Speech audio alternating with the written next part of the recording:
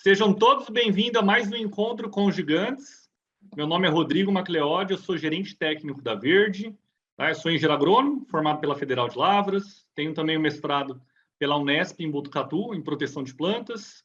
Um MBA de gestão de negócios pela USP-Exalc e também um MBA de marketing pela USP-Exalc. E sou gerente da Verde, gerente técnico da Verde há mais de 6 anos e também é gerente na parte de parceiros, na parte comercial também. Tá? Hoje temos aqui um encontro com os gigantes bastante interessante, especial, tá? Um encontro com os gigantes da soja, compartilhando resultados obtidos de potássio brasileiro, tá? Na sua lavoura. Tá? Os convidados de hoje é o Laércio Dellavecchia. Tá? O Laércio Dellavecchia é agricultor lá no município de Mangueirinhas, no Paraná.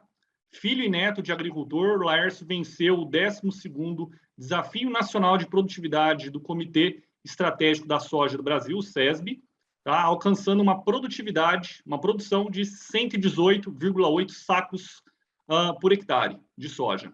Membro associado também do Grupo Associado de Agricultura Sustentável, GAS.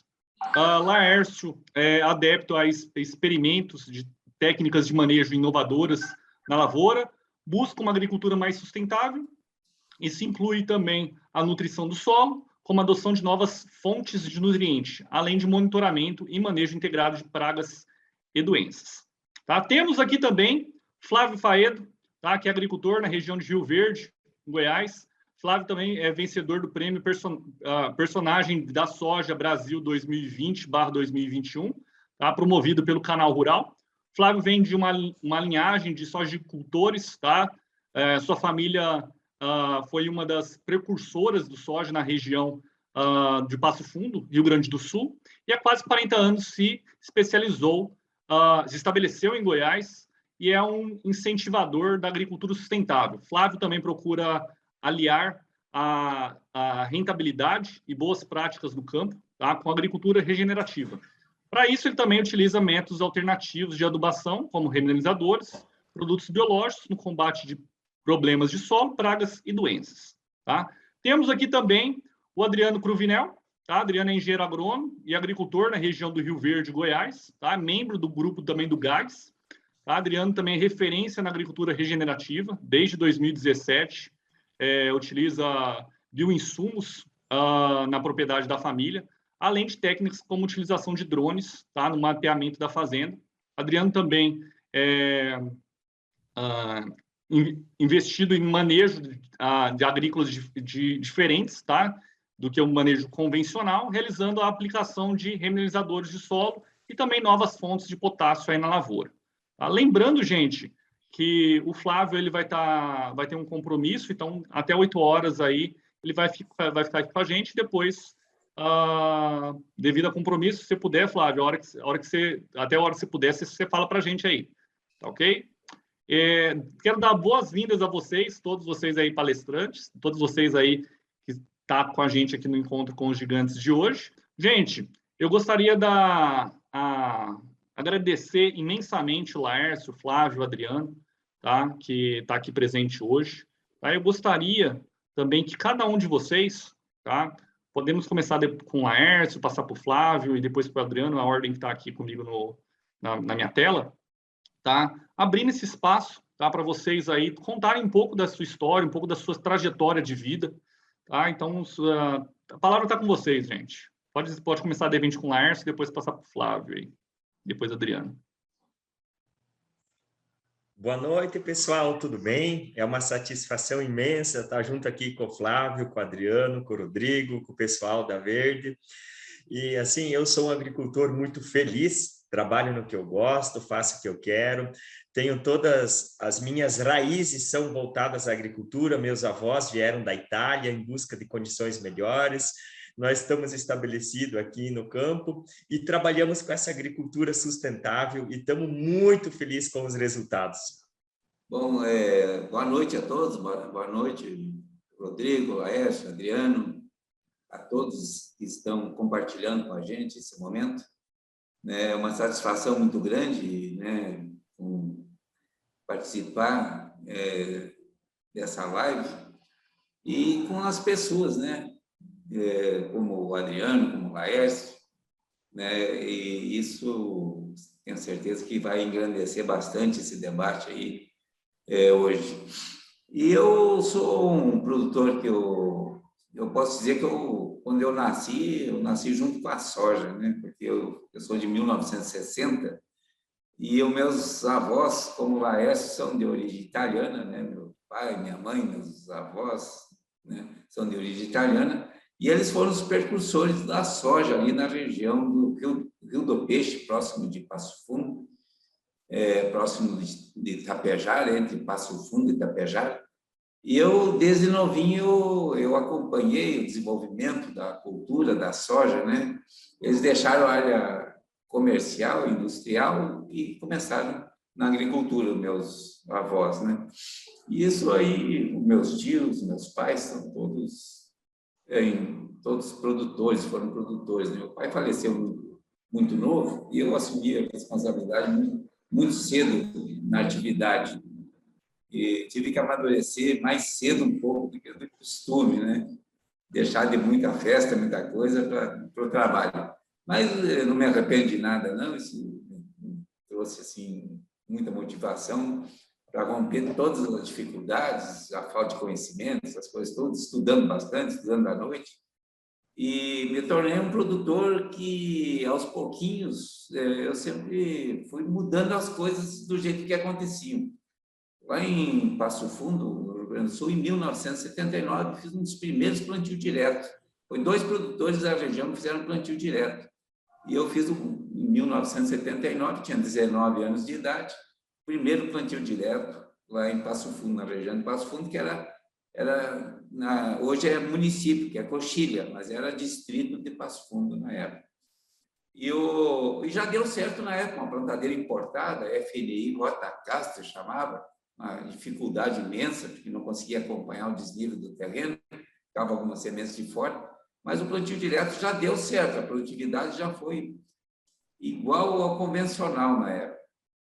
E a partir de 79 até 85, depois de 85 eu vim para Goiás, em 1985, e eu não estava muito conformado com os problemas aqui da região, que era erosão eólica, erosão laminar, por mais que as terras aqui sejam bem mais planas que as terras do sul, mas quando as chuvas intensas, e que eu costumava ocorrer, às vezes de 60, 70 milímetros, depois vinha mais uma de 60, 70, às vezes chuvas acima de 100 milímetros, rompia as curvas de nível, né, formando aquela erosão, e essa terra ia parar quase sempre nos córregos, né? Aí, em 1989, aqui na região, eu fiz o plantio direto aqui, o primeiro plantio direto. E já foi um resultado interessante, já plantio direto no mato, porque naquela época nem se falava em cobertura, que não dá certo porque não tem cobertura, se falava que não dava certo, né? Mas foi, né? Hoje, já com 95%, 98% das áreas aqui agricultáveis com soja e milho são forma de plantio direto. Então, a minha história começou aí, fundando o Clube Amigos da Terra, participando bastante das entidades agrícolas também. Eu sou muito participativo em relação a isso, sempre fui participativo, e sempre tentando inovar alguma coisa na agricultura. Até chegar ao ponto agora, que é o nosso debate, que é essa agricultura regenerativa, né? Que é um termo que eu gosto muito, porque realmente nós temos que regenerar nosso solo. Nossos solos mais antigos aqui estão doentes, né? Com problemas de doenças de solo, e não é só problema de doenças, problema de pragas de solo também, principalmente com os nematóides, né? Então, como a gente faz pouca rotação aqui, foi a sucessão, uma dobradinha soja e milho, vai acarretando os problemas, né? Então, nós estamos tentando regenerar com esses adubos naturais, com produtos biológicos. Boa noite, pessoal. É uma satisfação e uma honra estar participando aqui com vocês, juntamente com o Flávio Faedo, com o Laércio da Lavecchia, com o Rodrigo, pessoal da Verde e todos vocês que estão aí nos acompanhando nesse momento. Para nós é muito gratificante participar com esses 2 produtores aí que a gente acompanha nas redes sociais. O Flávio aqui de Rio Verde, a gente acompanha um pouco mais de perto, conheço alguma das áreas ali do Flávio, e a gente acompanhando esse pessoal, a gente é um pouco mais novo, né? isso nos motiva a buscar alternativas novas, até 5, 6 anos atrás, para mim também desconhecidas, né? Mas que com a técnica e os princípios, principalmente, que a gente vem utilizando, estão nos dando bastante resultado. Um pouco da minha história seria, eu nasci em 87, né? Ali, quando praticamente o Flávio estava chegando por aqui, e desde lá, então, sempre acompanhei meu pai na lavoura, né? Meu pai sempre trabalhou com lavoura e mexeu com gado aqui na região, e isso eu aprendi desde pequeno, a gostar de realmente estar ali no campo, estar entendendo aquilo ali que acontece. E aí o desenvolvimento para a região, né, foi realmente quando o pessoal veio para a região e começou a realmente fazer os plantios, né? Na época, até me lembro que ainda era muito pequeno, mas eu me lembro do pessoal fazendo acampamento ali na beira de rio, né? Aqueles barraquinhos de lona mesmo, e gradeando ali em agosto, setembro, gradeando bastante, 1, 2, 3 cortes, e fazia o plantio convencional. E aí depois, um dos grandes incentivadores disso aí, o Flávio, né, veio o plantio direto e revolucionou aí a região. Então, tudo aquilo que a gente acompanhou desde pequeno e vem vendo esse desenvolvimento durante esse período todo, isso nos trouxe um desenvolvimento e nos trouxe também um pouco de problemas, que são esses aí que o Flávio comentou, que é muito comum aqui para nós. E há 5 anos atrás, a gente, em 2016, né, 6 anos atrás, 5, 6 anos atrás, a gente percebeu que os custos estavam batendo ali na casa da produtividade, né, produtividade média, e a gente se assustou muito com isso, né? E a gente tentou ir por um lado, né, de não tentar expandir a área, porque quando as margens ficam pequenas, o pessoal costuma expandir a área para poder, né, ter ali aquele volume, né, não diminuído.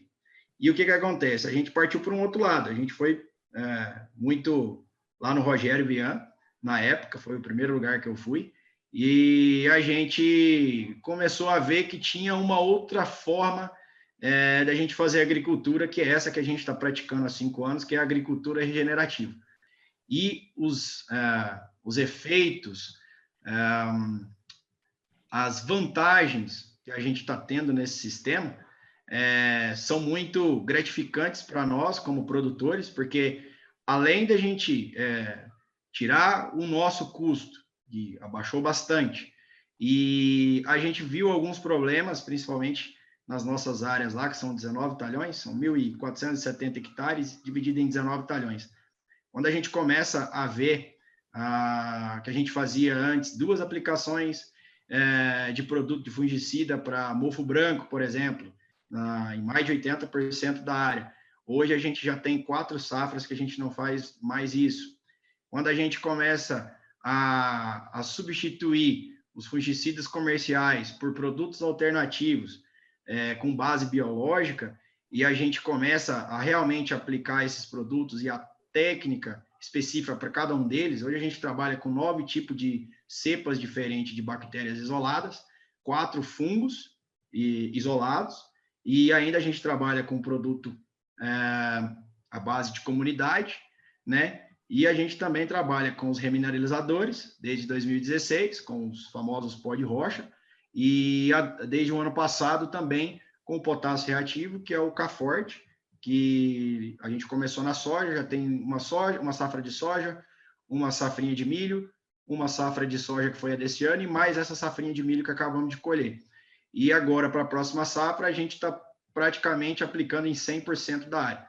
Alguns 253 hectares já vai para segundo ano, né, para a segunda aplicação, de 1 tonelada por hectare, e uma outra parte com 2 toneladas por hectare, e o restante da área, quase que 100% da área, já hoje mais de 94% já vai ter esse tipo de produto.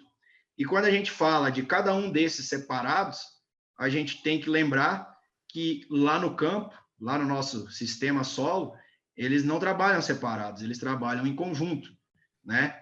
E cada um tem uma ação específica, né? E eles interagem entre si, a parte física, a parte química e principalmente a biológica, que faz essa ligação aí entre todos eles. Então, para nós, é muito gratificante estar participando aqui com vocês, e no decorrer aí da nosso bate-papo aí, a gente vai trocando um pouco mais de informação e entrando aí especificamente em algum outro ponto que vocês vejam aí que seja necessário. Acho que seria essa primeira aí, acho que seria basicamente isso. Não, sim, gente, agradeço tudo que vocês já começaram já de início, contando um pouco da história de vocês. Eu começo a ver que tem muita coisa já muito a ver com o que a Verde sempre trabalhou, os princípios da Verde, sempre está melhorando o meio ambiente, melhorando essa parte de sustentabilidade, que vai muito dessa parte de agricultura regenerativa, e sempre focando nessa parte de micro-organismos benéficos do solo, tá? Que a gente sabe. Eu formei em 2008 em agronomia, e na época que eu formei, tá, eu vi muito pouco sobre a parte de micro-organismos. Era basicamente o pessoal só pensava em parte física, química e fisiologia, só apenas isso. A parte biológica, nada. Era tipo assim, passava uma pincelada por cima e tudo mais. Então, tudo que vocês estão comentando aí, que na verdade é o que na verdade acaba trazendo resultados para o campo, né? Vai muito de encontro a você não afetar a biota do solo, não afetar esses micro-organismos. Então, isso daí é bastante interessante. Gente, aqui a ideia, tá? A gente vai fazer algumas rodadas de perguntas, tá? Eu vou começar com a primeira rodada aqui, fazendo uma pergunta para cada um, tá? Mas fiquem totalmente à vontade. Tá? Vou começar aqui na mesma ordem, Laércio, Flávio e Adriano, fazendo uma pergunta para cada. Mas após uma pergunta uma resposta do Laércio, o Flávio, se quiser comentar, o Adriano, se quiser comentar, fiquem totalmente à vontade também, tá, gente? Então, na primeira rodada aqui, uma primeira pergunta aí para o Laércio. Laércio, o que te fez perceber que era a hora, tá, dessa transição da agricultura tradicional, tá, para essa agricultura sustentável que você tanto faz aí, até nas suas lives aí, até nos seus vídeos no YouTube que você posta? Então, eu sempre gostei e gosto muito de dentro da nossa propriedade fazer testes. Quando a gente faz um teste, a gente aprende se dá certo e aprende também quando dá errado. Então, há 7 anos atrás, eu consegui colher num talhão 97 sacos por hectare. E eu fiquei assim entusiasmado e pensei comigo, na minha visão de agricultor que eu tinha naquela época. Agora, para mim, chegar a 100 tá fácil. Então, eu, naquela época, pensei o seguinte, apartei 10 hectares, apenas 10 hectares, sempre meus testes são de 10 hectares, aumentei muito a adubação de NPK, fiz várias aplicações de idas, de fungicidas, de inseticidas, fiz tudo calendarizado, e eu pensava o seguinte, que só com produtos eu ia conseguir colher bastante. Aquele ano também eu chamei o pessoal do SESB para vir colher a minha área, e a minha área, assim, ela estava até muito bonita, mas quando chegou próximo do final, começou muitas doenças radiculares. Começou a morrer os pés de soja antes do tempo. Mas daí eu falei o seguinte, vou colher para o SESB, né? E quando a gente colhe para o SESB, nós aqui temos que colher no mínimo 80 sacos por hectare, senão a gente tem que pagar a auditoria. Então eu fui colher aquela área com altíssimo investimento e colhi 81 sacos por hectare. Então ali eu vi que que a minha linha de pensamento, que o meu raciocínio estava errado. Eu tentava produzir somente com produtos, somente com a parte física e com a parte química, como nós acabamos de falar, eu estava deixando a parte biológica do solo. Eu queria colher bastante, mas eu não tinha vida no solo, não tinha diversidade. O que adiantou eu proteger tanto as plantas? Eu cheguei a catalogar naquele mesmo talhão, depois sobrou um pedacinho, eu tive o capricho de ir lá e ver, eu cataloguei 40% de morte de plantas prematuras por doenças radiculares. Então, o soja não terminava o ciclo, o soja chegava perto do final e começava a morrer planta, e em vez de ficar com os grãos graúdos, o PMS caía lá embaixo, sabe? Então, aí eu vi que eu precisava mudar, que eu podia fazer algo diferente. Eu tentei investir mais, não deu certo. Então, voltei para trás, comecei a aprender de novo. Muitas vezes nós, produtores, temos que desaprender o que a gente sabe para começar a aprender de novo, para começar a fazer uma nova história. Eu tenho muitos amigos pelo Brasil inteiro, dos quais nós trocamos muita informação. Tenho acompanhamento aqui do pessoal da Emater, do Senar. Então, a primeira coisa que nós implementamos a partir dali foi uma agricultura de princípios, uma agricultura com sistema de plantio direto, uma agricultura com rotação de cultura bem intensiva, com palhadas, com diminuição de idas. Olha, por exemplo, agora nós estamos com as áreas tudo muito bem coberta por palha, não tem problema com buva, não tem problema com capim amargoso. Pensa só a carga de produtos químicos que muitas vezes a gente coloca no solo para controlar ervas daninhas. Como que vai ficando o nosso solo? Além do custo, a gente vai acabando com a vida do solo. Também estamos sempre buscando fertilizantes que não contêm cloro, porque o cloro, a gente sabe que para esterilizar a água, o que o pessoal usa? Cloro. Então, sempre estamos buscando essas fontes de cloro. Caforte é a nossa principal fonte que nós estamos usando. Já o ano passado usamos em quase 50% da área, esse ano está indo em 100% da área o uso do Caforte, e estamos estruturando uma agricultura assim, focada em princípios, plantas de cobertura, sistema de plantio direto, monitoramento intensivo de pragas, monitoramento intensivo de doenças. Aplicamos quando realmente tem necessidade. E eu posso garantir para vocês, depois que nós conseguimos ingressar nessa agricultura sustentável, ela é apaixonante. A gente não sai mais dela. É uma agricultura de princípios. Tanto é que, pela primeira vez na história do SESB, uma área se sagrou campeã sem aplicação de inseticida. Olha a importância do monitoramento, da assistência técnica, dos amigos naturais, da vida no solo. Não, sim, Laércio, isso aí que você falou, eu sempre falo, pessoal, eu vejo muito local onde agora na pandemia não, mas antes eu ficava só em campo e eu via muito produtor, eu faço tabelinha, igual você tinha comentado, tabelinha, agora tem que entrar aplicando isso, agora tem que aplicar entrando aquilo e tudo mais. E eu falo assim, nossa, cadê o manejo integrado, gente? Cadê o agrônomo da fazenda para ver isso daí? E tipo assim, o tanto de economia que você acaba trazendo. E essa parte que você falou aí de levar uma coisa mais sustentável, até antes da gente começar aqui no Encontro com os Gigantes hoje, você mesmo falando que esse ano praticamente você não vai utilizar herbicida porque o controle que você fez aí nas suas forrageiras aí foi muito boa. Então, assim, é isso daí que a gente acaba buscando, e você vai deixar, com certeza, muito mais vida nesse solo. Com certeza absoluta, e assim, é muito mais importante do que a gente colhe, é o que a gente lucra, é o que nós vamos deixar das terras para os nossos filhos, para os nossos netos.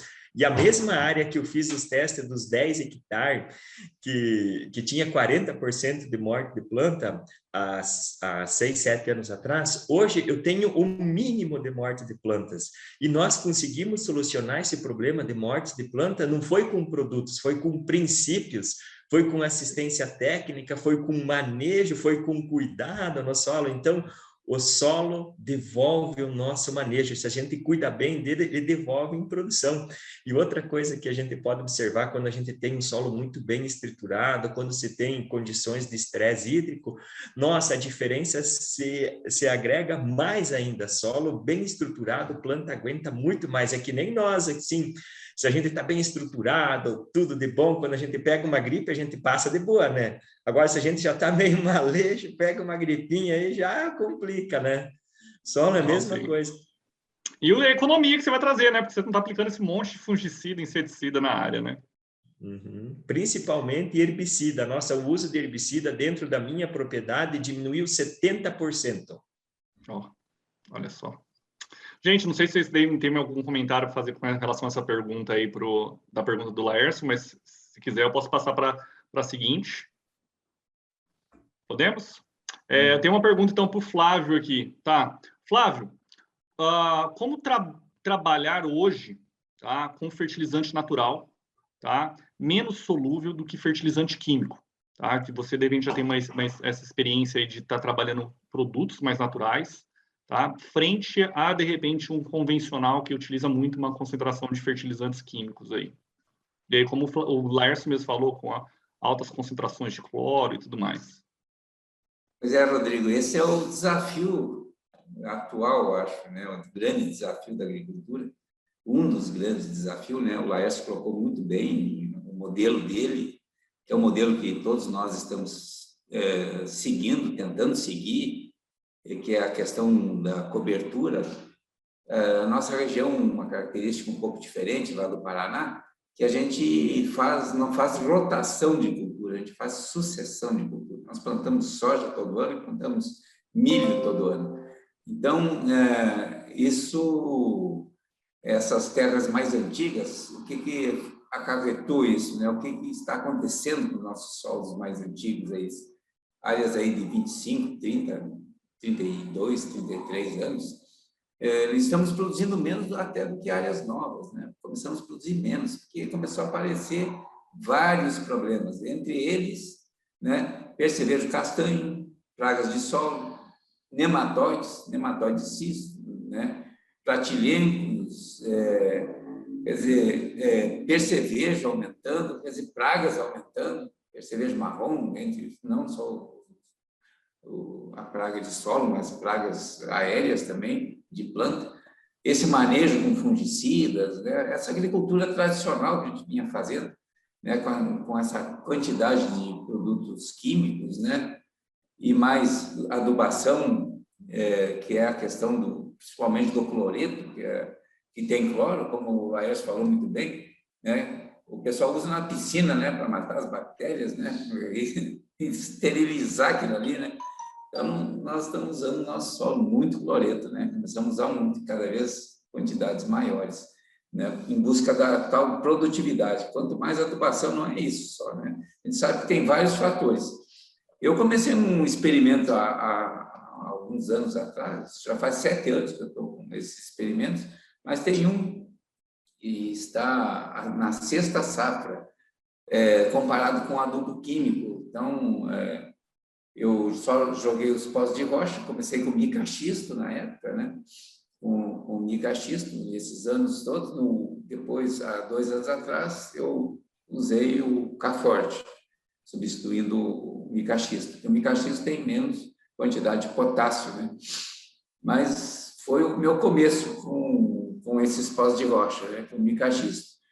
E aí, fazendo vários experimentos, porque as dúvidas são enormes, né? A gente tinha muitas dúvidas em relação à questão da produtividade, a questão do que vai acontecer no solo, se eu vou exaurir meu solo, se esses pós de rocha ele só vai ajudar a liberar o que está retido no solo e vai exaurir ou não meu solo. Então, eu venho fazendo as análises de solo todos os anos, né? Com a agricultura de precisão e acompanhando o que está acontecendo com o meu solo. Então, fiz muitos testes. Esse eu levo por capricho, que já tem 6 safras de soja e 6 de milho. Só perdeu esse ano. Esse ano perdeu na soja, perdeu no milho. Foi um ano muito seco. Então, eu acredito que a planta, com adubo químico, ela disponibilizou o nutriente mais rápido e a planta fortificou um pouco mais do que a planta só com os pós de rocha, porque foi muito pouca água no começo, depois choveu e faltou água novamente no enchimento de grão. Então, foi 2 períodos de veranico que nós tivemos aqui.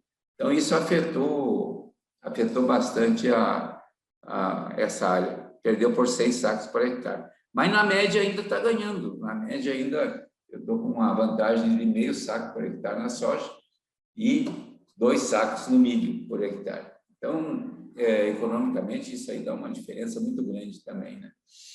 E algumas outras experiências que eu tenho feito, que têm ido muito bem, que eu acredito que seja um dos caminhos, é jogar, né, os pós de rocha e jogar uma parcela de adubo químico. Isso aí tem dado um resultado que eu estou achando mais, no momento, mais adequado, digamos assim, mais adequado. Porque a produtividade está mantendo uma produtividade alta e está mantendo também os níveis de fertilidade do solo, né? Porque onde eu só usei os pós de rocha, baixou um pouco do nível de potássio, que não foi muito, foi pouco, e o nível de fósforo baixou também, em relação ao adubo químico. O adubo químico foi para 15, e onde tem o pó de rocha veio para 9 ppm, né? Então, baixou o nível de fertilidade no solo. Então, quer dizer, eu entrei com um fertilizante natural, que foi um fósforo reativo agora nessa área. Não botei adubo químico, não. Foi fósforo reativo contra adubação química. Continuo fazendo experimento. E o restante da área eu tenho jogado essa quantidade de pós de rocha em toda a área, está 100% pó de rocha nessa área aqui de Rio Verde e de Santa Helena, 2 municípios que eu planto, e em outros municípios eu tenho feito adubação normal ainda. Mas essas 2 áreas está 100% com pó de rocha, e eu estava jogando a metade do adubo que eu jogava. Eu jogava 60 pontos de fósforo, 60 pontos de potássio, e atingindo altas produtividades. A minha meta é 70 sacos de soja e 140 sacos de milho segunda safra. Esse ano foi um ano diferente um pouco, foi um ano atípico, que choveu bem menos, mas mesmo assim a minha produtividade de soja, eu fechei média de 68 sacos por hectare. Foi uma boa produtividade em vista da quantidade de chuvas que nós tivemos, muito pouca, né? E tive um talhão, que é esse talhão que eu faz anos que eu jogo a metade dos pontos, e teve uma parte, uma das variedades, chegou a dar 80 sacos de soja por hectare. Dos 163, que é o talhão, eu tinha 110 hectares dessa variedade. Eu colhi 80 sacos contra 76 da outra variedade. Então, a outra variedade, ela deu um pouquinho de problemas de doença, ela deu um pouquinho de fusário, pouca coisa, mas deu. E um pouquinho de macrofamina também, que tirou um pouco da produtividade, mas essa variedade nova, não, ela manteve uma produtividade muito boa. E nessa área, que foi uma das primeiras áreas que eu plantei, ainda colhi 125 sacos de milho com toda a seca que deu esse ano aqui, né? E eu dou um crédito para isso em função da questão do silício, né? Que faz com que a planta ela fique com mais resistência à seca, né? Mais resistência às doenças, mais resistência à seca, perde menos água, né? Fica com uma parede celular mais espessa ali, que perde menos água. Então, o comportamento, assim, analisando as pessoas e vizinhos que não jogam, a gente vê, a planta está aguentando mais, né? Está demorando mais para murchar as folhas, né? Porque o veranico também no milho foi muito grande, né? Eu fechei a média dessa área de 120 sacos por hectare. Então, ainda foi uma média muito boa. E o último milho ainda pegou uma geadinha, né? Já não chegava a seca, ainda pegou uma geadinha para tirar uma parte da produtividade. Então, assim, eu não vou dizer que foi uma seca total, porque eu sei que lá no Adriano choveu menos do que choveu ali na minha região. Eu peguei uma chuva intermediária de 12 milímetros que ajudou demais. Como a terra está bem corrigida, aí vem os outros fatores da correção, né?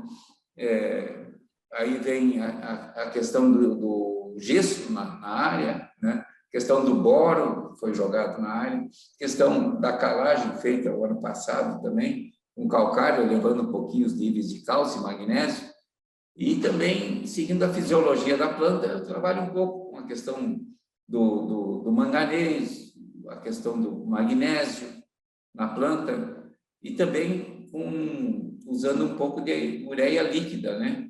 Transformando essa ureia em ureia líquida para absorver. Então, eu escalono um pouco, faço uma ureia normal no milho e depois trabalho com 2 aplicações de ureia líquida na parte de enchimento de grão e no V8 e no milho, então, pré-pendoamento, né? As 2 etapas que eu jogo. Então, tem respondido bem, alguns aspectos diferentes, né? A adubação toda ela lança, eu faço há muitos anos isso. Faço uma adubação para as 2 culturas, toda ela na soja também. Eu não faço uma para o milho e uma para a soja. Faço toda ela na soja, né? A única adubação que eu faço diferente no milho é a questão do nitrogênio, né? E esses aspectos do manganês, do magnésio e da ureia líquida, né? Que é um diferencial que eu faço. E eu venho acrescentando a isso a questão dos produtos biológicos, né? Comecei o ano passado, porque eu vi que só os produtos biológicos não estavam resolvendo o meu problema também. Só os produtos biológicos. Já amenizaram bastante. Eu tinha áreas assim que eu começava a produzir 70, 75, 80 sacos, chegava a 45, 50, 40 manchas de solo. Aí as análises eram o problema principalmente com os nematóides, né? Aí, acrescendo os produtos biológicos, isso eu tenho a fábrica On-Farm, né, que eu produzo as bactérias. Então, trabalhando com alguns fungos e bactérias, tudo na linha de plantio. Comecei na soja, depois parti também para o milho. Estou fazendo na soja e no milho. E também trabalhei com pulverização de bactérias para ajudar na solubilização, ajudar a fazer com que esses adubos que não são tão solúveis, não deixar só para a planta, os resultados das plantas, né? Jogar esse composto de bactérias no solo, né? Eu comecei com o Baxol, depois com o Fesh Bokashi, né? Agora comecei um trabalho com ele também agora, e também com um trabalho de plantas no meio do milho, né? Na cultura do milho. O ano passado trabalhei com braquiária. E esse ano eu trabalhei com crotalária no meio do milho. Então, eu acredito que esse conjunto de coisas vai favorecendo com que a gente vai equilibrando os nossos solos, né, que tem problemas muito sérios já, tem áreas que realmente, as áreas mais antigas poderiam estar produzindo pela fertilidade que tem, 85 sacos por hectare, né, elas estão produzindo menos que algumas áreas de abertura. E a área de abertura a gente está conseguindo aí produzir 60 a 70 sacos, usando as tecnologias que existem hoje. Então, esses fatores de juntar tudo, né? A questão da análise de solo, né? A questão das deficiências que nós temos na nossa região, que é a questão do boro, principalmente, né? Esse ano não usei o K-Forte normal, usei o Bax, né? Ele vem com enxofre e vem com boro já, né?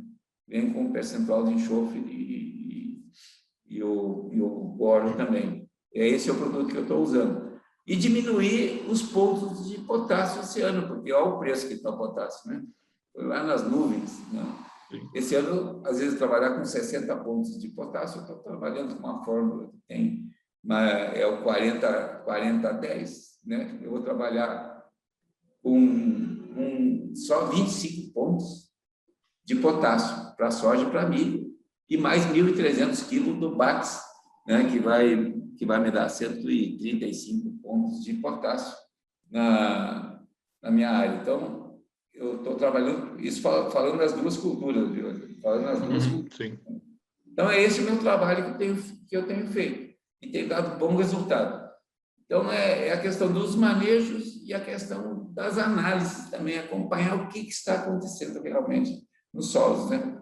E a gente vai resolvendo aos pouquinhos, a gente vai aprendendo, vai analisando e resolvendo esses problemas. Mas o bom mesmo disso tudo é que a gente tem visto o resultado. É como o Laércio fala, como o Adriano fala, é uma agricultura que a gente vê que vai regenerando os solos. E um detalhe importante, Laércio, eu te dou uma sugestão também que eu tenho feito aqui, nesse experimento só com os pós de rocha, é a análise de grão, para ver a qualidade nutricional desse grão, sabe? Eu tenho feito no milho. E foi interessante que as duas análises que eu fiz, os outros 2 anos ali, a qualidade nutricional do milho ela é muito melhor do que onde só tem um adubo químico. Por exemplo, o ferro deu o dobro. O magnésio deu quase o dobro, sabe? O manganês deu uns 30% a mais. Então, quase todos os nutrientes ali desses grãos, eles estão com mais nutrientes do que só com adubo químico. Quer dizer, então, isso é qualidade de alimento, é qualidade nutricional a mais, não só para alimentação animal, mas para alimentação humana, né? Nós vamos ter um nível de qualidade melhor.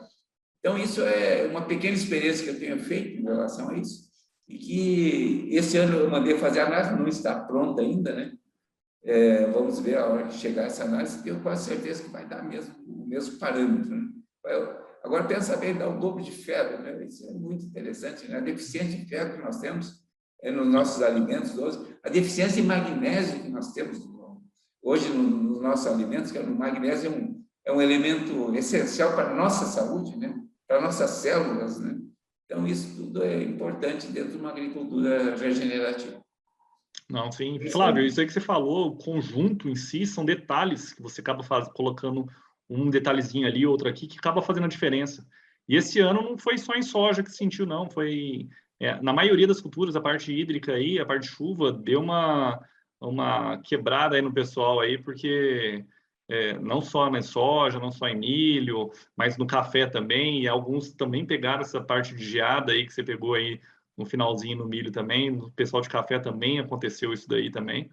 E muitos deles ali, às vezes, por estar utilizando um produto diferenciado com base de silício, seja o K-Forte, seja o silício forte, seja o Bax, né, que você traz uma economia bastante interessante, porque você coloca quase todos os nutrientes em um único produto, né, em uma única aplicação, acaba, às vezes, fazendo uma diferençazinha, porque o silício, como você mesmo falou, acaba dando uma resistência muito maior para a planta e acaba trazendo, muitas das vezes, essa menor perda de água aí pela cultura, né?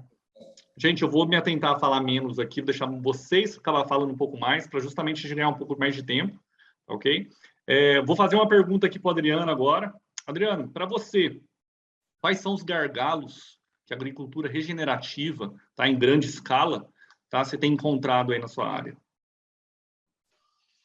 Então, quando a gente fala em deficiência, né, uns gargalos aí que a gente precisa superar para que isso se torne um pouco mais abrangente, né, para que o pessoal venha a conhecer.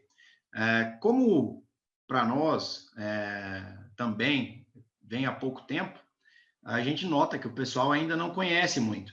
E por não conhecer, né, o pessoal sempre fica com o pé atrás.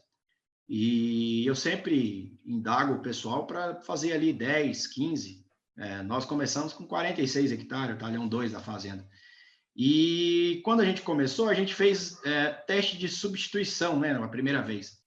E para a gente, hoje, com o entendimento que a gente tem aí dentro das técnicas aí, principalmente dos princípios que a gente precisa seguir, a gente sabe que a gente precisa de parceiros, e esses parceiros têm que estar ali alinhados, principalmente na visão, né, de sistema que a gente precisa ter. A gente precisa ter alguns pilares que, para mim, são bastante importantes, esses pilares da agricultura regenerativa para nós, porque hoje a gente trabalha, como o Flávio estava comentando, a parte química do solo, a gente faz essas análises. A gente faz as análises químicas de 2 em 2 anos. Um ano sim, um ano não. É um pouco diferente do Flávio, mas a gente também acompanha um ano sim, um ano não. E a gente nota que, principalmente, esses nutrientes que antes nem saíam nas análises, a gente está tendo. Uma sugestão que ele deu aí, que a gente também pretende fazer agora na próxima safra, tanto para a soja quanto para milho, realmente essa aí do grão, né? Lá no final, que a gente sabe que, com certeza, com esses produtos e essas interações aí, principalmente com os micro-organismos, eles conseguem nos trazer lá no resultado final, né? No grão, teores maiores, né? Então, a gente também pretende fazer isso. E esses pilares que eu comentei, a gente trabalha a parte química, segue muito a linha do Dr. William Albert. A parte física, a gente segue bastante a linha do Dr. Kerry Rins, inclusive, esse ano nós vamos fazer um trabalho, nós temos 19 talhões. Desses 19, os talhões acima de 100 hectares, eu terei 10 amostras por talhão, 10 leituras de grau Brix, da parte foliar, parte aérea, né, da parte da folha mesmo. Eu trabalho com grau Brix tem 2 anos. Só que era uma dificuldade, porque não tem equipamentos para poder fazer, não tinha, né, equipamentos para a gente poder extrair ali realmente a seiva da planta. E eu consegui encontrar esse ano um slow juicer 110 volts, que não esquentaria, ele não esquenta a seiva da planta, ele trabalha numa velocidade menor, e eu vou conseguir fazer essa extração na nossa biofábrica com o Farm, que tem uma parte que é um laboratório, e essas amostras serão feitas dentro da fazenda. Minha esposa vai ficar responsável pela parte do laboratório da fazenda, ela também é agrônoma, e a gente vai fazer essas leituras semanais, toda quinta-feira a gente vai fazer. E a gente vai fazer a leitura do Grau-Brix, como eu disse, os talhões acima de 100 hectares, 10 amostras por talhão. Os talhões menores de 100 hectares serão 7.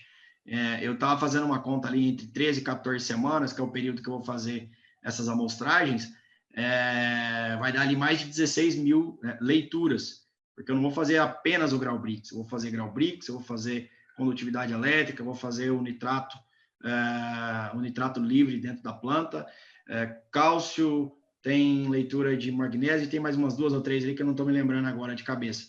Mas assim, serão 13 a 14 semanas, 7 leituras por semana, vezes os 19 talhões, vai dar mais ou menos isso aí. Isso é a parte física. Para que eu estou fazendo isso?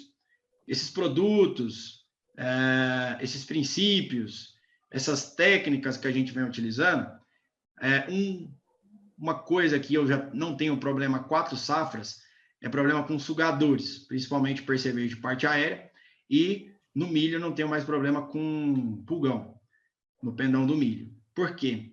Isso era uma pergunta que a gente tinha 2 anos atrás e a gente não sabia responder. E aí, num curso que a gente fez com o professor José Luiz Garcia, eles nos deu uma indicação, nos deu uma luz, né, de que poderia estar ligado ali com o Grau-Brix, que está ligado diretamente com fotossíntese. E a partir do momento que a gente atinge ali de 7, 8, a partir de 8, 9 Grau-Brix ali na leitura de folha, a gente acaba não tendo mais problema com sugadores. E ali, para não ter problema com mastigadores, lagartas, besorrinho, por exemplo, que a gente tem aqui também, vaquinha, a partir de 12. Então, assim, eu preciso da curva, né? Eu preciso conhecer essa curva. Em literatura, eu não consegui encontrar. Então, o que eu vou fazer? Essas leituras semanais, acompanhadas e catalogadas semanalmente, para mim entender quais são as técnicas que eu apliquei essa semana, né? Ou o produto, algum outro que eu apliquei ali de base biológica, que está me fazendo a leitura de Grau-Brix subir. Porque, assim, a partir do momento que ele sobe, ele é uma inconstante, ele sobe e desce diariamente, né? Só que eu preciso manter isso acima de 12, por exemplo, que a partir desse 12 eu não terei mais problemas, né? Pensando nisso na parte física. Na parte da biologia, a gente começou a gente tem a Biofábrica com Farm, começamos há 5 anos atrás, e agora a gente tem o que eu chamo de Biofábrica com Farm turbinada. A gente tem tudo separado dentro da fazenda, a parte de fungos, a parte de bactérias, a parte de comunidades, e a parte biológica, eu estou fazendo um curso com a doutora Elaine Inga, né, que é da Universidade da Flórida, e ela tem a escola, o Soil Food Web, e essa escola promove cursos nessa parte, e a gente está fazendo um curso, e quando a gente começa a fazer o curso, são 60 e poucas aulas, e essas aulas são online, e você precisa atingir ali um nível mínimo de 90 para poder ir passando as aulas, né?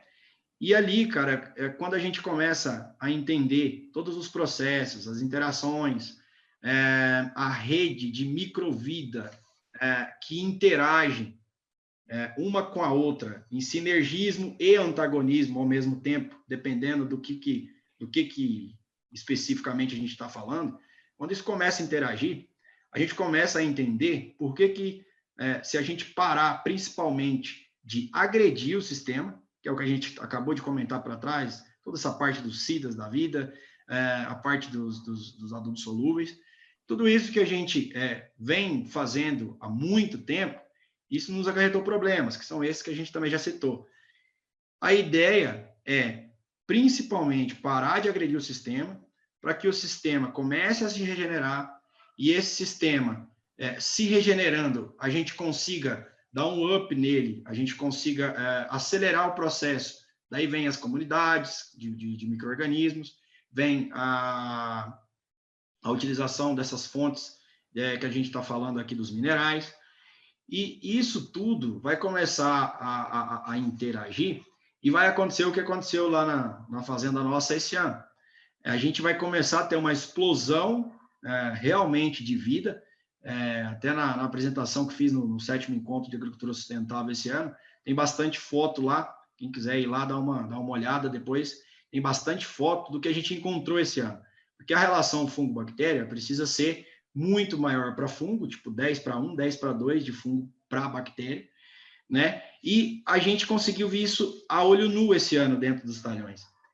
E isso para nós, como agricultores, como engenheiro agrônomo, era uma coisa que a gente, assim, nem tinha pensamento de conseguir atingir. A gente tentava isso, né? Sabia que isso um dia poderia acontecer, mas quando a gente para de agredir o sistema, ele responde muito rápido, porque muito mais importante do que esses micro-organismos que a gente está inoculando é aquelas comunidades que estão ali, estão sendo suprimidas, e aí todo ano é a mesma coisa, sucessão de cultura, coloca ali o cloro novamente, todo ano uma pancada, os SIDAs da vida, e a gente começa a parar de fazer isso, o sistema começa a subir novamente a curva, e ao mesmo tempo, aquela curva sua ali que é do custo, ela começa a fazer assim, ó. Então começa a ficar inversamente proporcional. A minha produtividade está subindo nas últimas safras, em relação às nossas anteriores, e o nosso custo está caindo. Isso para nós era assim, a gente conseguiria alcançar 5, 7 anos para frente. Então, assim, que eu considero completo são 3 anos. Então, assim, 3, 4 safras, a gente já está conseguindo alcançar isso, né? E, junto com a doutora Elaine, o professor José Luiz Garcia, já falei do Callan, e os parceiros.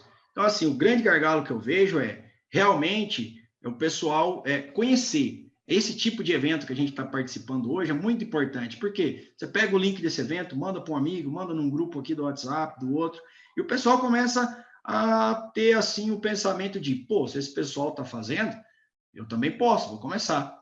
E aí, quando você atinge 1, 2, porque eu penso assim, quanto mais pessoas se engajarem, começarem a fazer, são mais pessoas para mim, para o Laércio, para o Flávio, trocar ideia.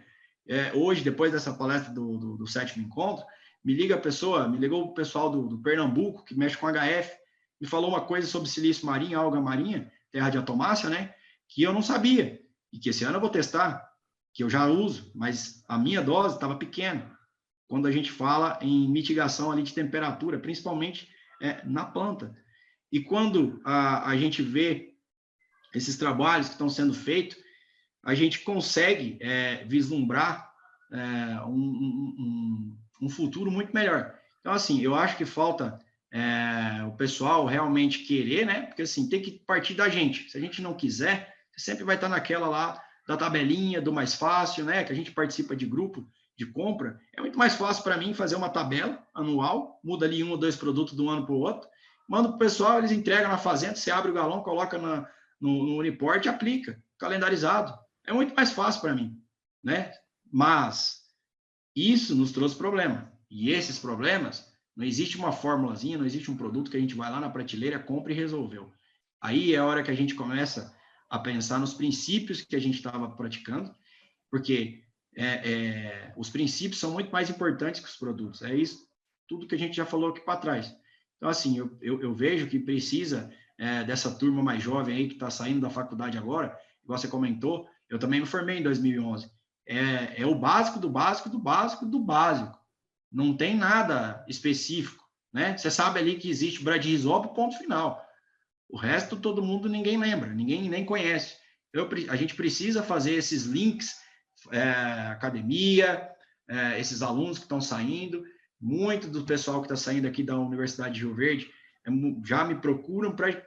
Eu quero ir lá, quero ver, quero aprender, quero ir na associação, né? A gente está fazendo isso. Então, assim, eu acho que a gente precisa, para um futuro, porque não é fácil atingir todo mundo de uma vez só.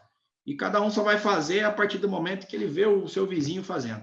É aí que começa realmente o boca a boca. Então, assim, eu acho que se a gente seguir nesse caminho, trilhando esses princípios, eu acho que é assim que a gente vai conseguir desenvolver ainda mais essa agricultura regenerativa que a gente está propondo, que a gente está praticando, e principalmente aqui, né, nos trópicos aqui, a agricultura tropical para nós é totalmente diferente do que o pessoal pratica aí na temperada. Então, a gente precisa realmente praticar isso e os resultados a gente está vendo no campo. Então, acredito que seja mais ou menos isso.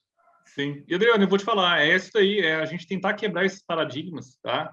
A Verde o tempo todo tentando quebrar paradigmas, tentando fazer com que os produtores saiam um pouco da casinha do que utilizam convencionalmente, né? E tente utilizar coisas novas, pelo menos fazer áreas para de repente testar na área deles, para eles verem assim, opa, alguma coisa aqui tem diferente. E isso daí que você falou, a gente não tenta quebrar paradigmas hoje só de produtores, mas sim a gente tentar quebrar os paradigmas até mesmo da parte dos professores de universidades, aqueles consultores, muitas das vezes mais antigos, que muitas das vezes só ficam pensando no químico, e esquece que a planta ali está viva e está precisando de coisa nova, né? Aqui a gente vai para a segunda rodada de pergunta. Ô, Flávio, como você tinha comentado que ia ter que sair às 8 horas, dá tempo ainda de fazer mais uma perguntinha para você, Flávio? Eu vou ficar um pouquinho de tempo a mais, a discussão está muito boa.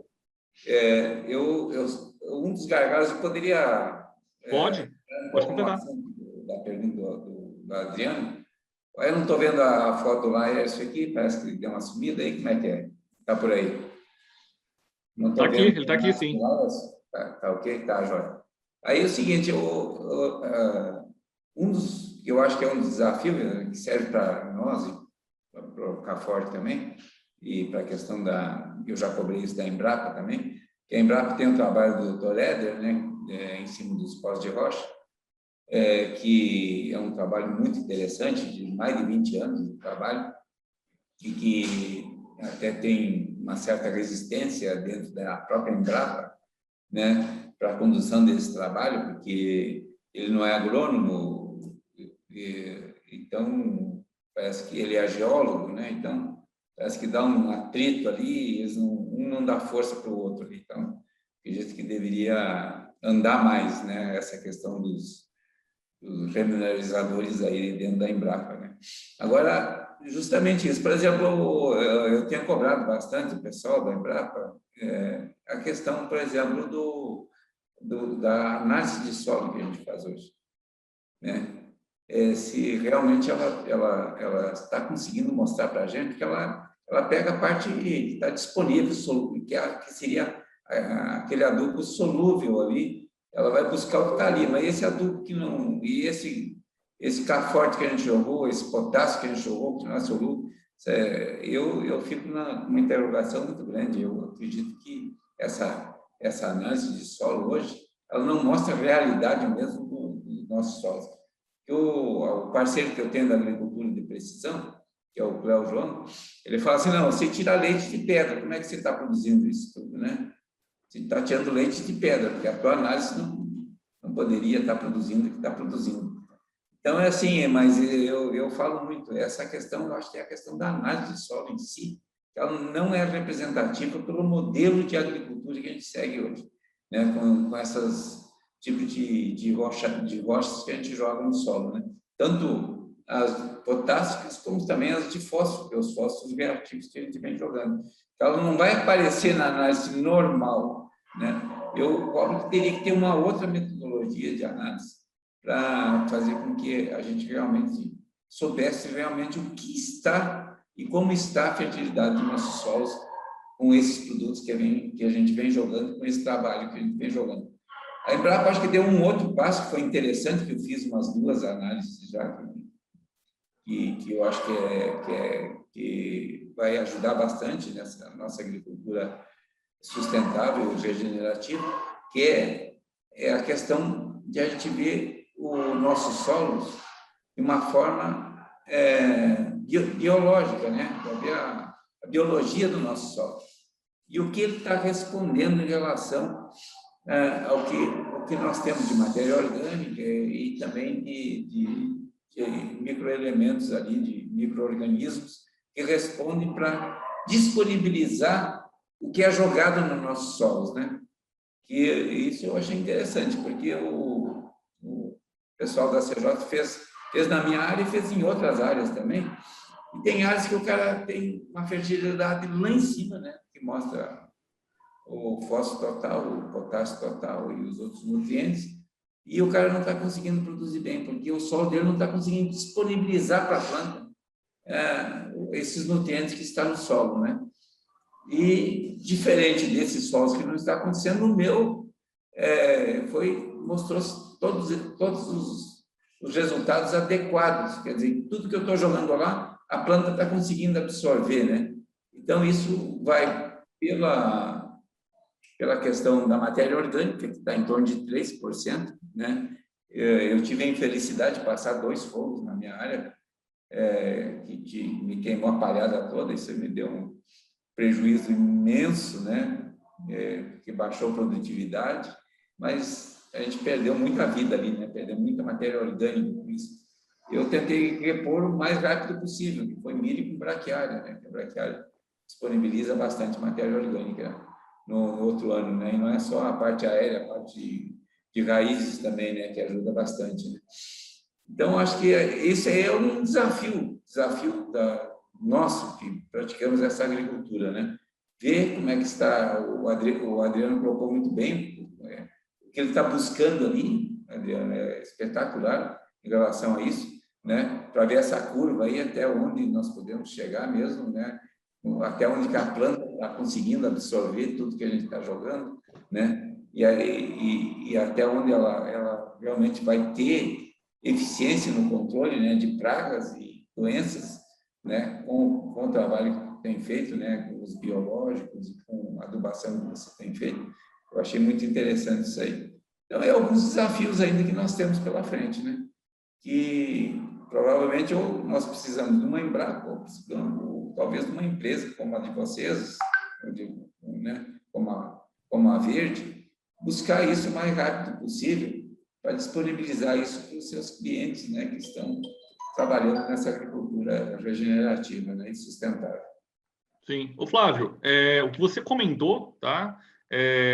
Já tem muita literatura voltada para a parte de fósforo, magnésio, enxofre, com extratores bem determinados e tudo mais. Saiu até recentemente um livro, basicamente falando sobre potássio, tá, no solo, e a única certeza que teve no capítulo, todos os capítulos do livro, é que os extratores utilizados no Brasil e em outros países também, não é representativa, tá? Não é uma coisa que você pode estar utilizando aquele determinado extrator para você determinar qual nível de que você vai colocar de potássio e tudo mais no seu solo. Então, quer dizer, a única certeza é que não tem, no extrator utilizado hoje, pela maioria dos laboratórios, que utilizam basicamente para aquele potássio que está prontamente disponível, né, não é o certo.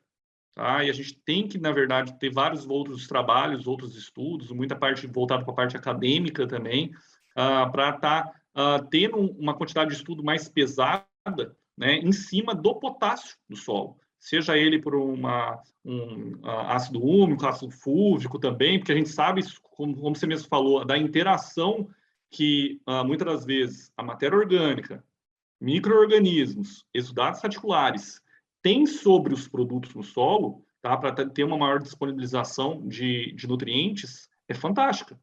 Tá? Só que tudo envolvendo a parte de análise de solo e tudo mais, não leva em consideração em nada disso daqui que a gente está comentando. Não leva em nada com relação à parte de matéria orgânica, micro-organismos, exudatos radiculares. Então, é uma coisa que a parte acadêmica tem que, na verdade, se envolver um pouco mais nesses assuntos, justamente para o Brasil, pelo menos, ter um extrator decente para se falar, opa, a gente consegue analisar um potássio no solo, como hoje tem um P2O5, um fósforo e tudo mais, mas não tem. Hoje, infelizmente, é uma coisa que falta muito estudo. Acho que, quem sabe, a Embrapa, né? A Embrapa pode ser uma grande aliada nisso, né? Sim, a Embrapa seria um ponto-chave para fazer isso aí. Mas a gente sabe, como você mesmo comentou, a Embrapa tem alguns viés, tá, que normalmente é um pouco contra alguns pensamentos que muitas das vezes que a gente está comentando aqui, tá? De falar sobre uma agricultura regenerativa, de falar de produtos de liberação gradual, e a gente percebe muito de muitas pessoas envolvidas, às vezes, com empresas, muitas vezes multinacionais, que estão custeando, muitas das vezes, experimentos e tudo mais, para fazer justamente que fertilizantes de rápida liberação é essencial para a agricultura. Isso daí a gente sabe também que muitas das vezes a Embrapa está também tendo essa parte de custeios de experimentos também, né? Mas seria um canal ideal para estar fazendo alguns trabalhos bastante abrangentes, né, nessas áreas. Perfeito. Ô Laércio, eu ia fazer uma pergunta para você aqui, vou fazer uma pergunta para o Flávio, mas por causa do tempo do Flávio aí, e logo em seguida a gente volta para a sua pergunta, tá bom? Ô Flávio, uma pergunta para você então, para uma segunda rodada aqui, quais tipos de plantação e rotação de cultura podem ser feitas para melhorar a qualidade da matéria orgânica no solo, isso aí que você acabou comentando aí, que você acaba fazendo na sua área também? Zé Rodrigo, fiquei um pouco do inverso do Laércio, né? Que... aquelas camadas que ele mostra, aquilo lá faz inveja para qualquer um, né? E nós aqui, a nossa situação aqui, a gente não tem conseguido, mas um pouco também por culpa nossa mesmo, né? Porque a gente quer plantar soja e milho todo ano, né? Então, a gente segue na sucessão de cultura, né? Então, isso aí acaba trazendo já o que eu comentei antes, né? Esses problemas que nós estamos tendo agora, principalmente com pragas, né? de solo, né? Mas eu acho que assim a gente tem visto já alguns produtores, aí tem nosso companheiro Sandro Mendes aí, que tem feito alguns mix na propriedade dele, o pessoal dos Compir, né? Essas compostagens também, que a gente tem acompanhado, aí, tem dado bons resultados, que você está jogando uma quantidade maior de matéria orgânica ali. Mas o trabalho esse que eu acredito que é o caminho, eu estou começando esse caminho, comecei com milho com braquiária, depois milho com crotalária, alguma área eu deixei um manejo com braquiária e manejo com pecuária, tá? Também a pecuária é uma outra aliada, que a gente pode fazer uma safrinha de carne, não precisa ser só de milho, a gente pode fazer uma safrinha de carne também, uma boa quantidade de braquiária, porque o gado come a parte aérea, ainda sobra toda aquela raiz, né? Você não precisa deixar exaurir toda essa parte aérea também, você pode fazer um bom manejo com isso. Então, algumas alternativas que a gente vem buscando para acrescentar na microbiologia do solo, né? Para ajudar esses fungos e bactérias que são benéficos, né? Para o solo, para as plantas, que ajudam nossas plantas, que eliminam esses parasitas, esses nematóides, ou conseguem controlar um pouco mais esses nematóides, né? Os fungos e as bactérias, conseguindo controlar um pouco mais esses nematóides, porque nematóides existem nesses solos desde a época do cerrado, quer dizer, a gente tem que ter um convívio com isso, a gente não quer eliminar totalmente, né, esses nematóides. O percevejo castanho, a gente tem que aprender a conviver com eles. E esses mix de planta, formando mais fungos, formando mais bactérias, e conseguindo controlar um pouco mais essas pragas de solo, a gente consegue ir minimizando os problemas, né, dessa agricultura sem rotação, né? Essa sucessão de culturas que a gente tem feito.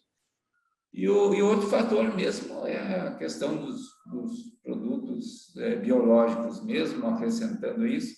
Quer dizer, eu acho que é o conjunto, esse conjunto aí a gente tem visto que tem dado resultado, né? Sim. Tem dado resultado, a gente tem conseguido controlar essas pragas, diminuir eu posso dizer assim, dos 100% de problema que eu tinha, eu já consegui controlar 95%. Tem 5% que são manchas que dão um pouco menos, mas não é como antes, que dava uma diferença de 40, 50 centímetros de diferença de altura, que ficava uma plantinha bem raquítica, né? Que não praticamente dava muito pouco. São manchas que produzem menos um pouco, mas já diminuiu demais. Então, com esse tipo de trabalho que eu tenho feito. E buscar essas outras alternativas. Agora, o outro que eu estou trabalhando, que estou começando a trabalhar, é o EM também. O EM, quer dizer, tentar colocar o máximo possível, né, de fungos e bactérias no solo. Como o Adriano falou, não, tem que ser a proporção 10:1. Eu não sei ainda direito como é que é essa proporção. Como é que eu vou chegar lá nessa proporção de fungos e bactérias no meu solo, né?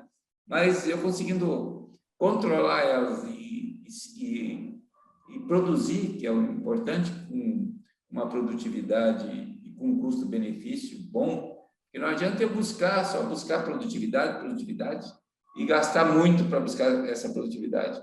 Eu quero buscar 100, mas vou gastar 90. Né? Às vezes é melhor eu produzir 70 e gastar, então, 60, né? O meu risco é menor. Esse tipo de análise a gente também tem que fazer. Qual o melhor custo-benefício? Acho que todos nós produtores estamos buscando isso.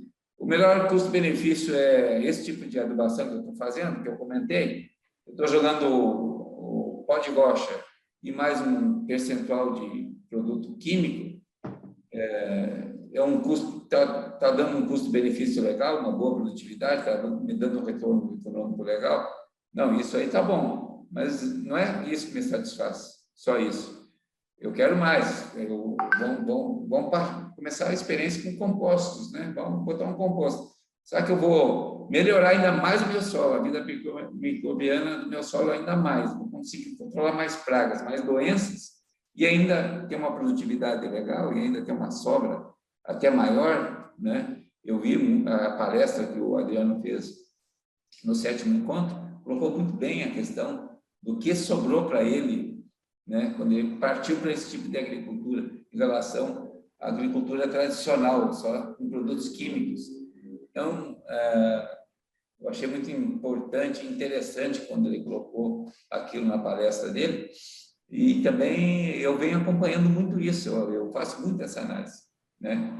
Eu busco sempre o melhor custo-benefício, e essa briga vai ser constante, né? Acredito eu, da minha parte, de buscar sempre o melhor custo-benefício e buscar as duas coisas, custo-benefício, melhorar o solo e o melhor custo-benefício.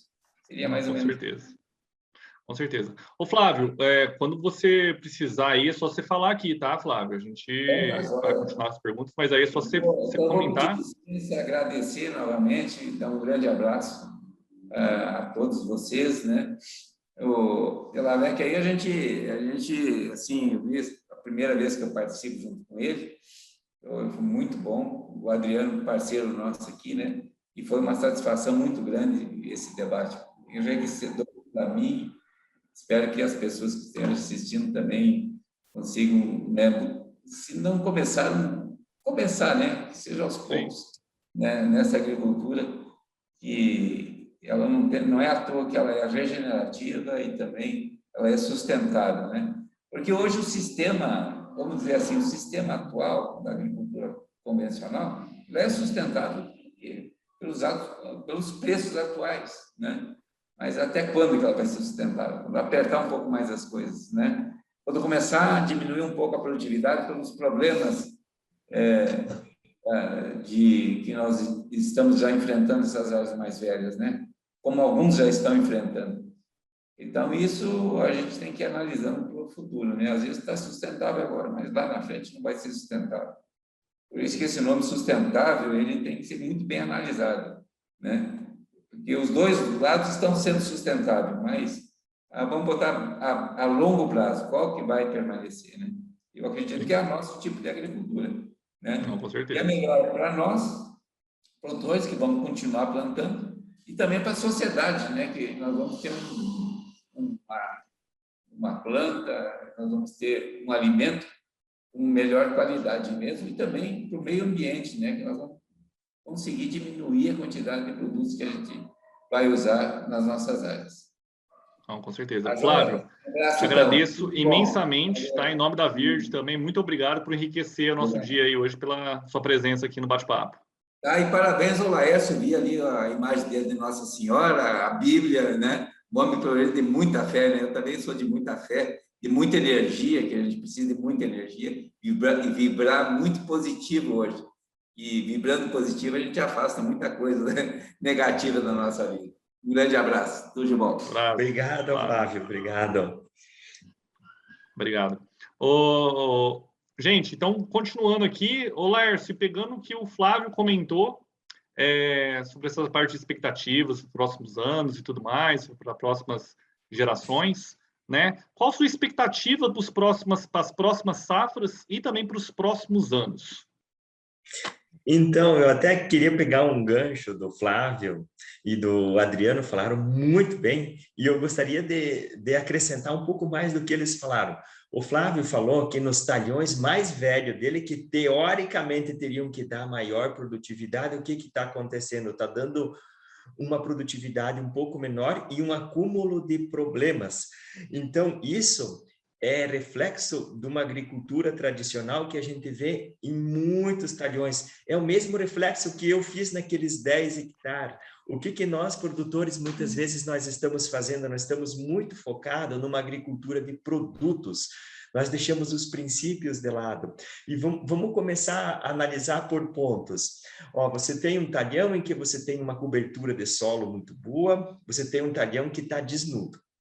Primeira coisa que vai acontecer é que nós vamos ter que dar uma carga muito grande de herbicidas para nós conseguir controlar essas ervas daninhas.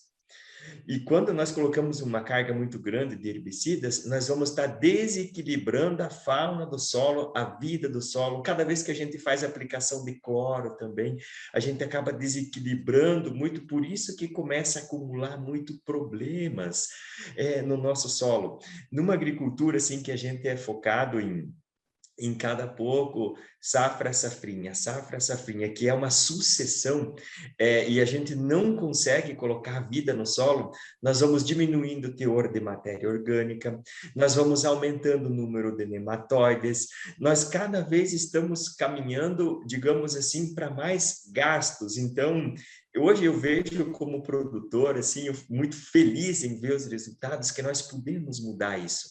Sempre tem um espaço dentro da nossa propriedade que a gente pode pensar diferente, que a gente pode fazer diferença. De alguns pontos, a gente pode substituir a aplicação de cloro por K-Forte, olha, já é um ponto muito positivo. A gente pode diminuir o número de plantas daninhas, colocando plantas de cobertura. Nós conseguimos também, tem vários produtos alternativos que nos ajudam muito, tem um monitoramento, tem assistência técnica.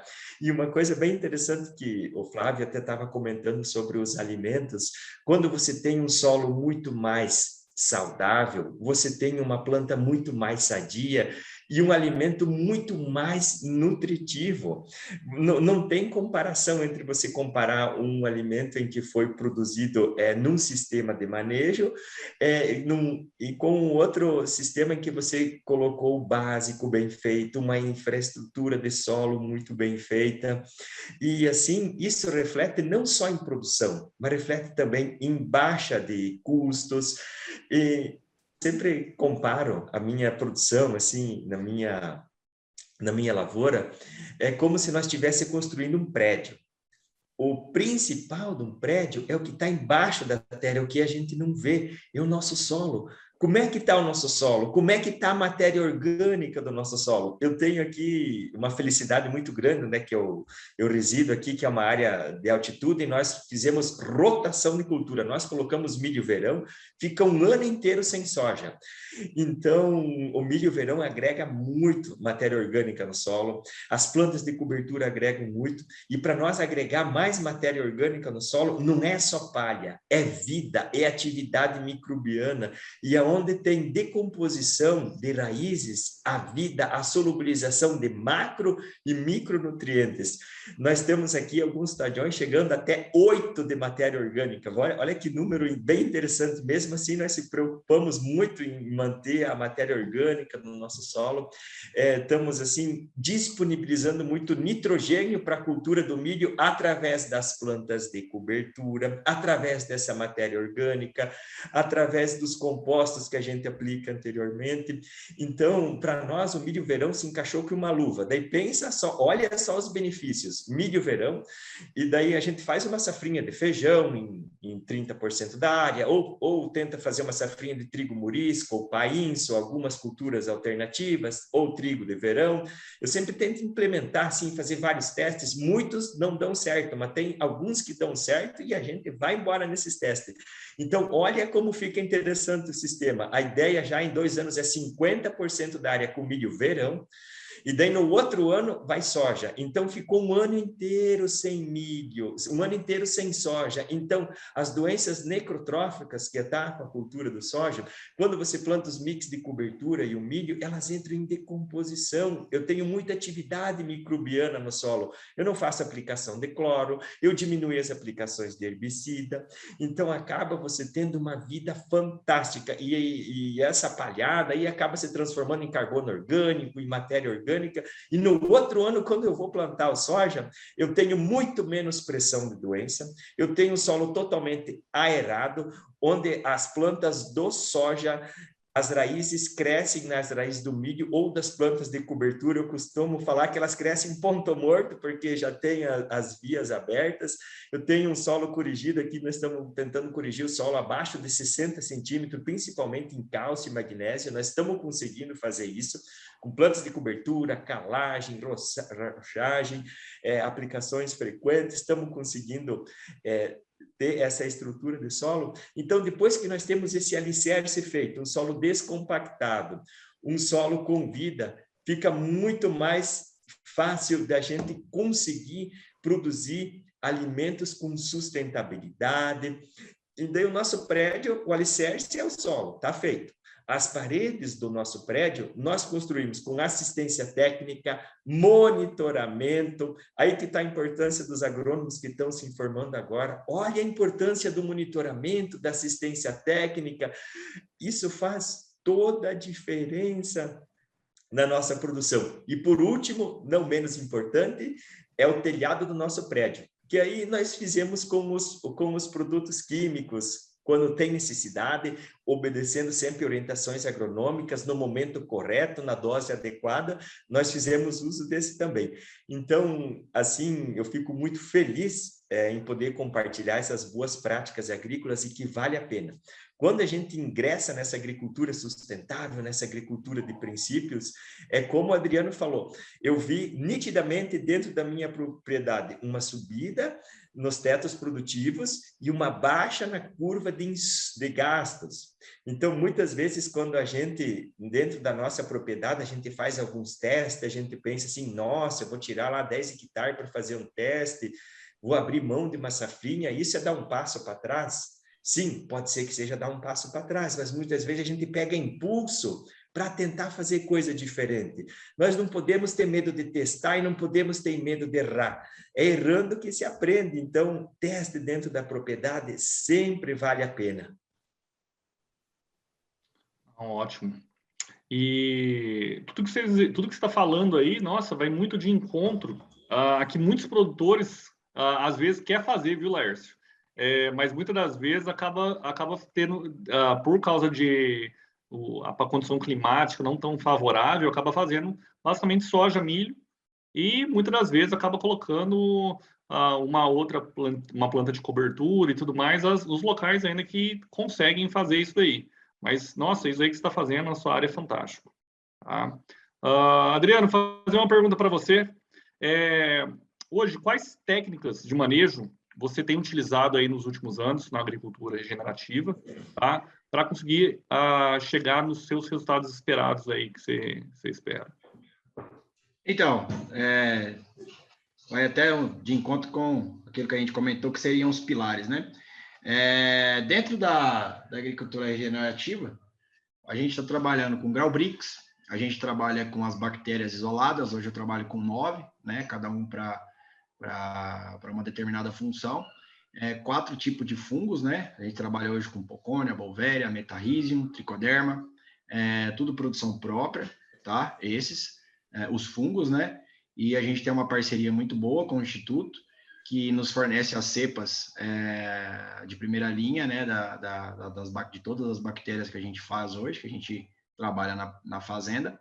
E também eles nos fornecem as partes dos fungos. As bactérias a gente trabalha em meio líquido, né, com os bioreatores, e os fungos a gente trabalha em meio sólido, que é no arroz parboilizado, e aí todo aquele processo, né, de autoclavagem, inoculação, sala de crescimento, sala de secagem, depois extração, e depois câmara fria, depois fazenda, depois solo, né, todo esse processo aí.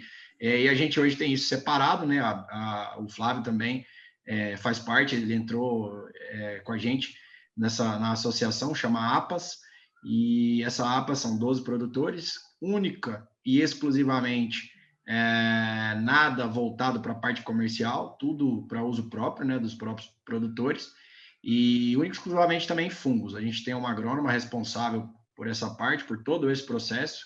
A gente tem 5 colaboradores nessa associação. Isso vai pronto, né, para a fazenda de cada um. Lá na fazenda eu trabalho com o Graubrix, né, como eu comentei. A gente trabalha com o mix de planta de cobertura, né, a gente deixa uma parte 1 ou 2 talhões aí, depende do ano, para a gente fazer realmente a rotação, né, e a gente trabalha com a diminuição expressiva dos químicos, né, esse ano são 4 safras sem uso de fungicida químico, e esse ano a minha meta é fazer também sem inseticida. E aí entra a parte de monitoramento, vou trabalhar com pragas não, vou trabalhar com esse ano, vai ser o primeiro ano com controle de adultos, né, principalmente para Spodoptera, que é o meu problema aqui. Por incrível que pareça, né, o meu problema maior é Spodoptera e vaquinha. Então, assim, seriam os maiores, vamos falar assim. E se a gente pensa, quando a gente fala nisso, a gente tem que pensar no ciclo, né? Eu sempre vou bater nessa tecla, ciclos e princípios de cada um dos problemas que a gente está enfrentando para a gente saber, porque se a gente conhece o ciclo, a gente sabe aonde que é a melhor forma de atuar. E eu tenho a concepção de que se eu controlar um adulto de Spodoptera, é mais fácil do que eu controlar 1.800, que é um número em uma semana ali, de 5 a 7 dias que ela consegue ovipositar. Então, assim, esse ano eu vou trabalhar o entorno da fazenda, são 94 mil e poucos metros de a circunferência total. E aí eu vou colocar de 300 em 300 metros uma armadilha para controle de adulto. E isso vai ser monitorado semanalmente também, igualzinho a parte do Brix.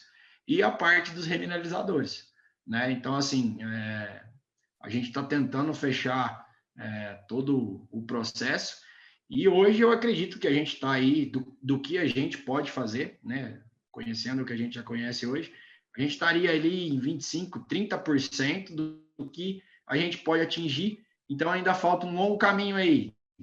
Se a gente fez tudo isso que a gente comentou hoje aqui, que a gente já conseguiu de resultado, que eu acredito que seja aí com, no máximo, 30% da capacidade dentro dessa agricultura regenerativa, nós temos um caminho de 70% ainda para percorrer. E se a gente, muito mais na vontade, né, nos acertos e erros, muito mais erros no começo do que acertos, a gente conseguiu chegar onde a gente está hoje. Eu fico só pensando, né, daqui 5 anos, 7 anos, aonde que a gente vai estar praticando esses princípios que a gente tem colocado. E a gente sabe, de cada ano que passa, o sistema, com esse tipo de manejo e princípio que a gente está fazendo, ele só tem... eu só penso que ele vai nos agregar ainda mais. Então, seria mais ou menos isso aí. Ótimo. Laércio, uma pergunta para você. Qual a importância da vida no solo para você? Total. A vida no solo, eu acho que é um alicerce. Um amigo meu me contou uma experiência que ele fez. Ele pegou um solo que estava desnudo, assim, de vida, e colocou um montão ele morava perto de uma usina, e daí tinha cana, sabe? Daí tem os resíduos da cana, não sei bem como que é o nome, mas ele pegou e deixou porta de filtro. grosso. Ele pegou e deixou literalmente grosso o chão. Pensou, nossa, quanto que vai subir a matéria orgânica? E por incrível que pareça, não subiu a matéria orgânica. Para subir a matéria orgânica do solo, nós precisa vida. Nós precisa vida no solo. Sem vida, as coisas não vão para frente. Aonde há vida, a solubilização de macro e micronutrientes, você tem um ambiente muito mais equilibrado. A gente consegue ter muitos mais amigos naturais também trabalhando ao nosso favor. Então, hoje, nós pensar em solo com vida faz toda a diferença em todos os sentidos. Até mesmo para você corrigir uma área em profundidade. Eu achei que a parte química não teria nada a ver com a parte biológica, mas como é que você faz para corrigir um solo a 1 metro de profundidade? Se não tiver vida no solo, se não tiver raízes trabalhando, a gente não consegue corrigir. É impressionante como tem uma interação muito legal.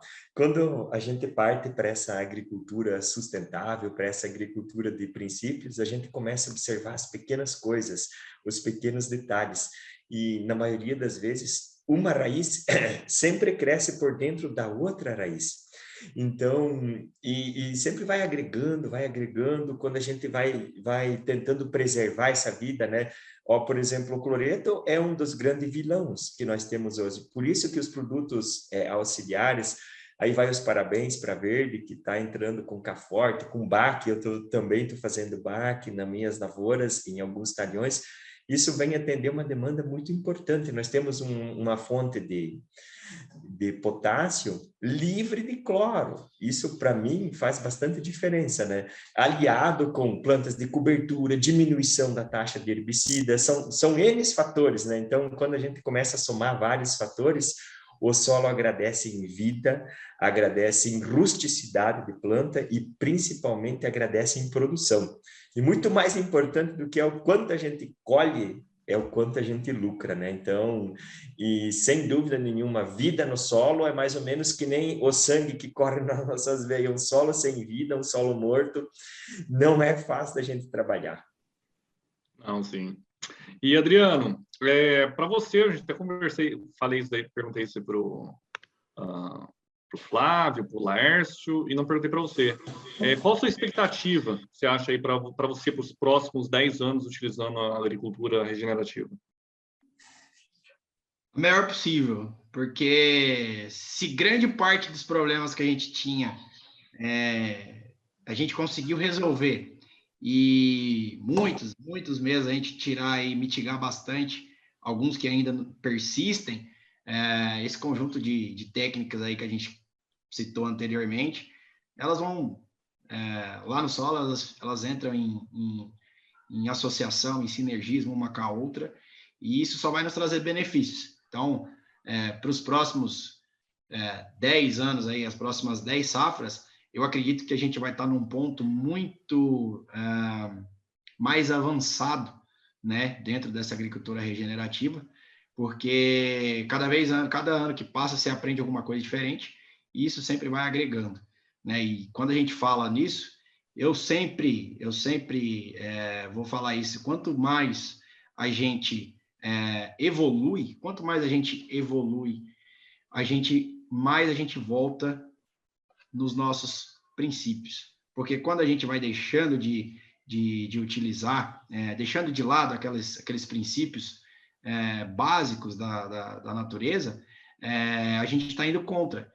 E toda vez que a gente vai contra, vocês podem notar, toda vez que a gente vai contra, a gente, a mesma coisa, a gente está batendo num prego. A gente sempre que vai sair machucado. A mãe natureza sempre vai conseguir percorrer ali os caminhos e as dificuldades para encontrar uma solução lá na frente. Então, eu acredito que essas próximas 10 safras aí a gente vai estar melhor do que a gente está hoje, com certeza. Ótimo. E agora eu vou ter uma pergunta aqui, eu acho que vou fazer para vocês dois, tá? Uma pergunta final. a gente está se estendendo um pouquinho mais do que a gente já tinha conversado. Mas para vocês dois, acho que pode começar com o Laércio. Qual mensagem vocês deixam para os produtores? Uma coisa bem interessante que nós podemos ter deixado de mensagem foi uma frase que o Adriano colocou ali, que eu até anotei. Quanto mais a gente evolui, mais a gente volta para os princípios, né? Legal essa frase que o Adriano falou, tá de parabéns, Adriano, gostei muito dela.